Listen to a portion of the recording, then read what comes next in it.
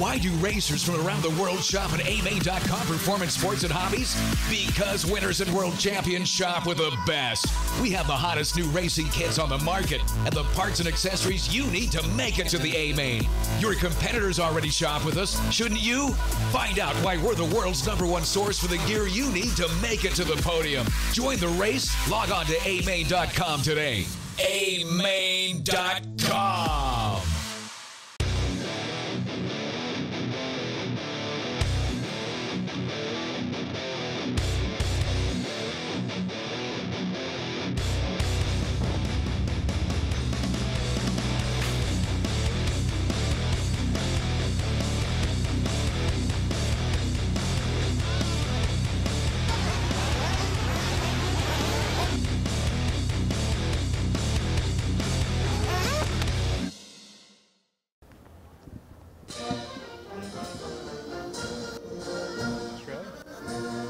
This is going to be very cool.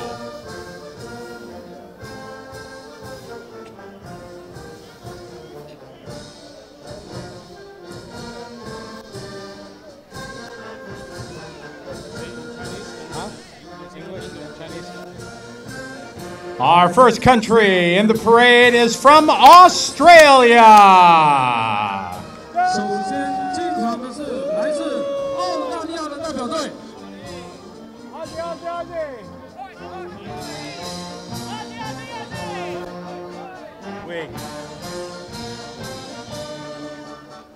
Lachlan Bundy there carrying the flag. There's Chris Sturdy. Most of the Australian team.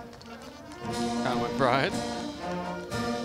Our next country is from Austria. The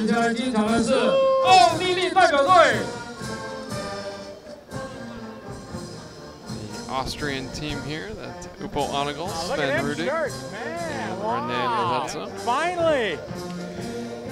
Next, the drivers from Canada.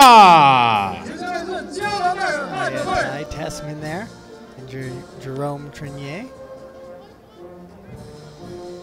Going down with their escort. Very cool roar shirts as well. Next country representing the Czech Republic. Czech Republic represented by Martin Bayer there on the left and Karel Novotny on the right. Our next country is Denmark.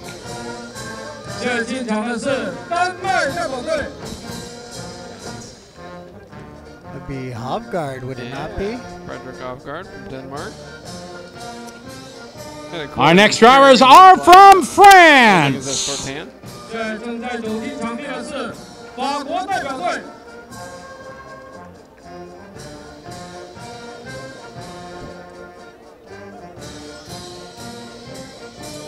Our next country is the United Kingdom.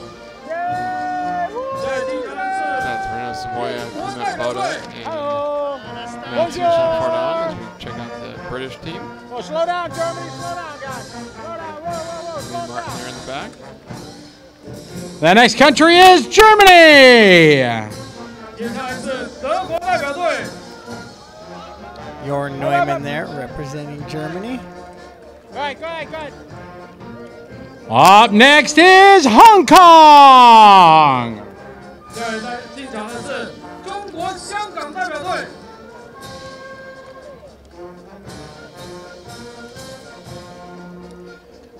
Next up, the drivers from Japan.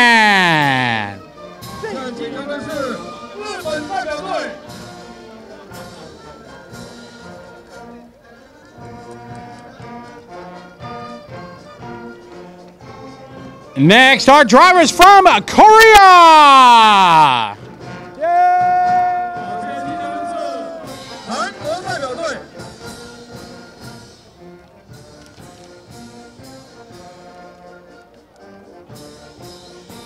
Next, our drivers from New Zealand.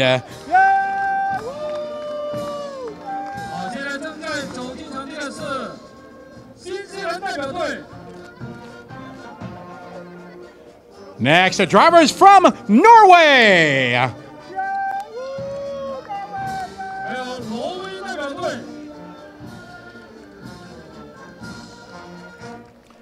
Next, the drivers from Poland.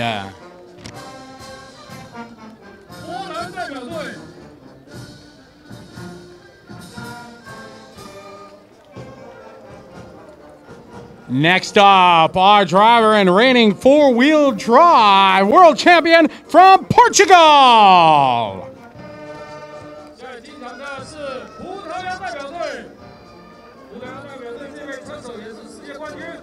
And next up, our drivers from Singapore.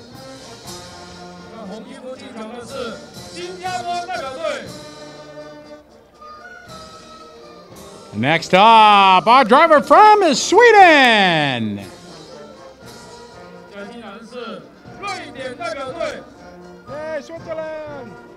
Next, our drivers from Switzerland.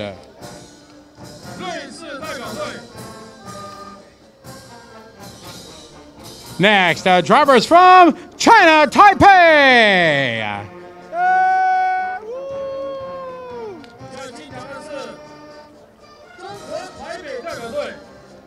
Finally, some nice shirts, huh? Pretty loud, but hey. Next, the drivers from the United States of America. Including your newly crowned two-wheel drive world champion, Ryan Mayfield.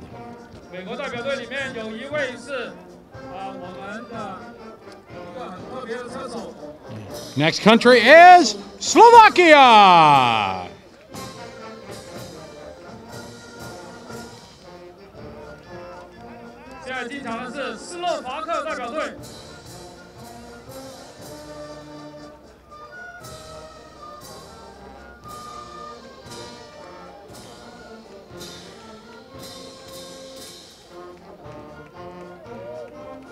And our final country, representing the host nation from China.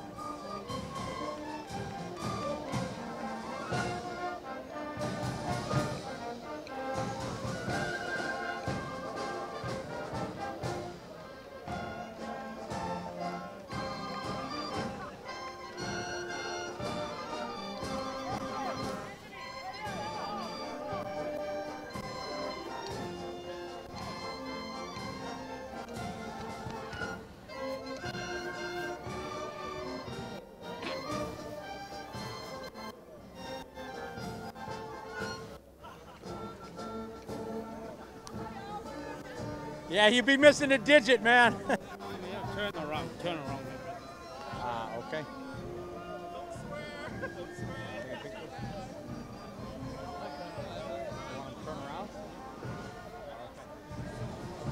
Guys, they want everybody to turn around and face the dignitaries. Of course. We stand up here. Sure, yeah.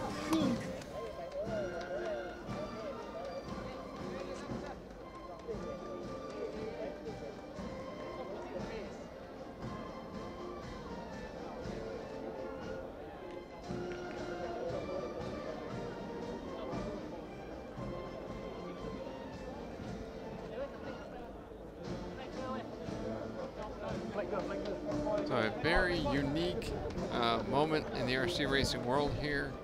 Opening ceremonies for the IFMAR World Championships. Quite an honor to be able to walk with your fellow countrymen. It's an international selfie there. There's Ty Tessman along with Jerome Chenier. Karl Novotny. There's Frederick Avgard. French team. British team. Tom Cockrell staying hydrated. iPad as a camera. There's a team from Korea there, New Zealand, Kelly Churchill.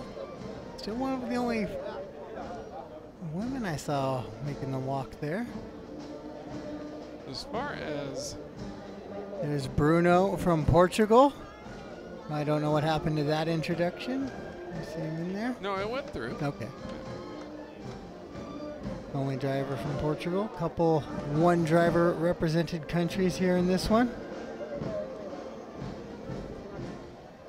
We had Singapore coming down through the straightaway. There were 125 names entered for the four-wheel drive class, though I believe we may have only had 114 actually logged laps in practice. There's Sweden and Ronafalk.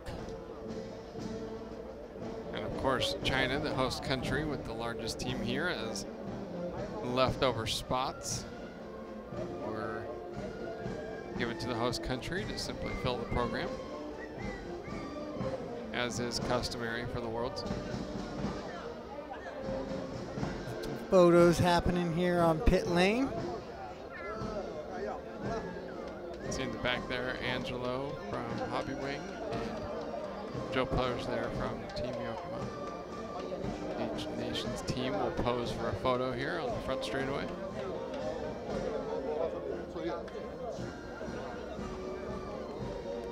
China Taipei.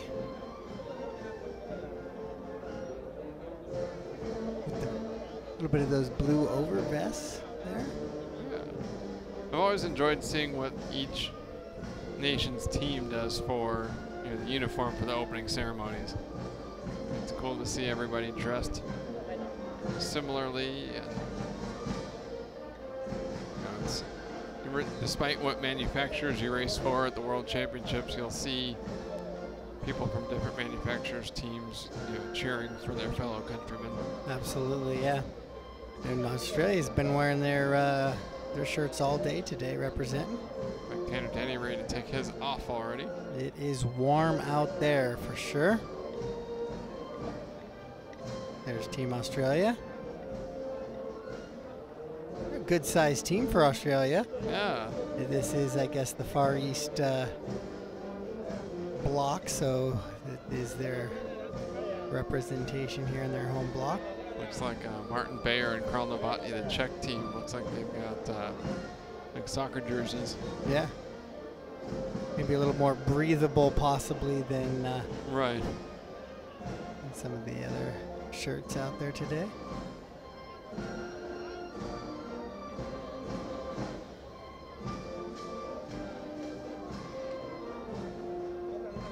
Get a look at the whole setup there in the back, the orchestra and the big banner set up, some of the very large drums as we work in to take a photo here of Team China.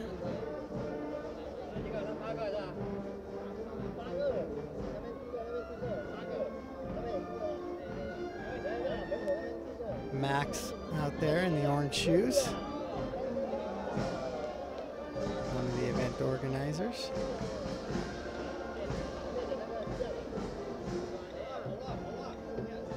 And there's China.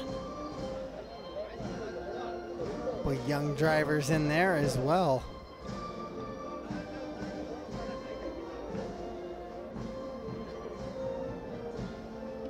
Really cool to see a lot of young racers competing at the World Championships, even if they're not necessarily racing at the top of the field.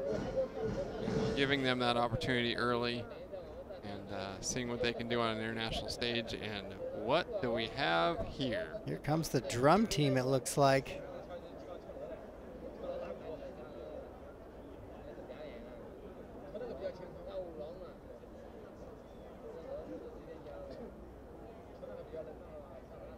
Oh, yeah.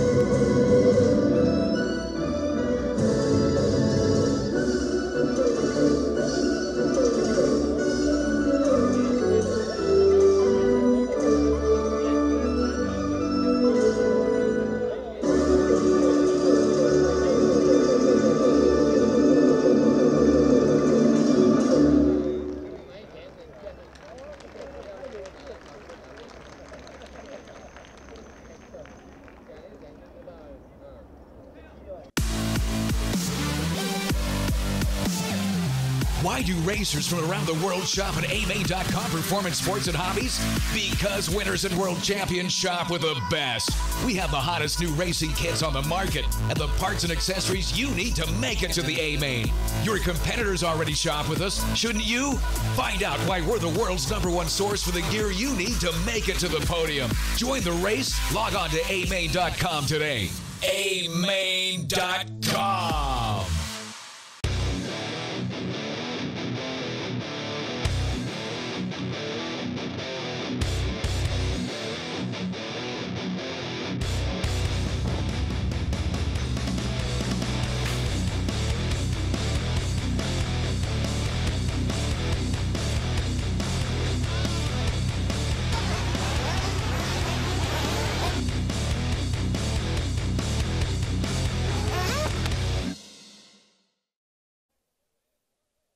Welcome back to the Team Lucy Racing broadcast booth here at the ARC International Raceway in Xiamen, China. Our coverage this week brought to you by A-Main Hobbies and Proline Racing, along with Tekin, Team Associated Hobby Wing, and Sun Pato. I'm Aaron Waldron here with Justin Wildy as we get ready for our second round of seating practice for the four-wheel drive portion. And Justin, we saw a lot happen in round number 1. What do you think was the biggest story? Well, I think we had a lot of fans at home rooting for Ryan Lutz, so a break in the seating round number one, not a great story for him. Mayfield also quick early in the open practices, not so much there in the later stages, but Ronafol bringing a little bit of noise, as was your Neumann going the quickest of that round. Yeah, your Neumann, a privateer running a Team X-Ray XB4 buggy, and he was the quickest in 3 consecutive laps for that first round of practice, and each driver's fastest 3 consecutive laps from either the first round earlier or the second round that's coming up will be used to determine the qualifying heats for tomorrow.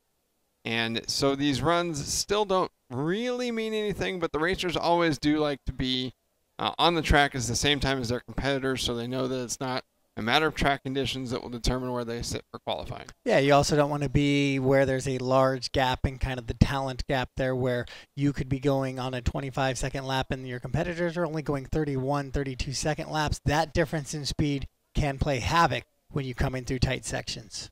And looking through the top 10 here, in fact, no real surprises. We see Dakota Fenn, Ty Tessman, Mikhail Orlovsky, Spencer Rivkin, Bruno Coelho, Ryan Cavalieri, and Lee Martin rounded out the top 10.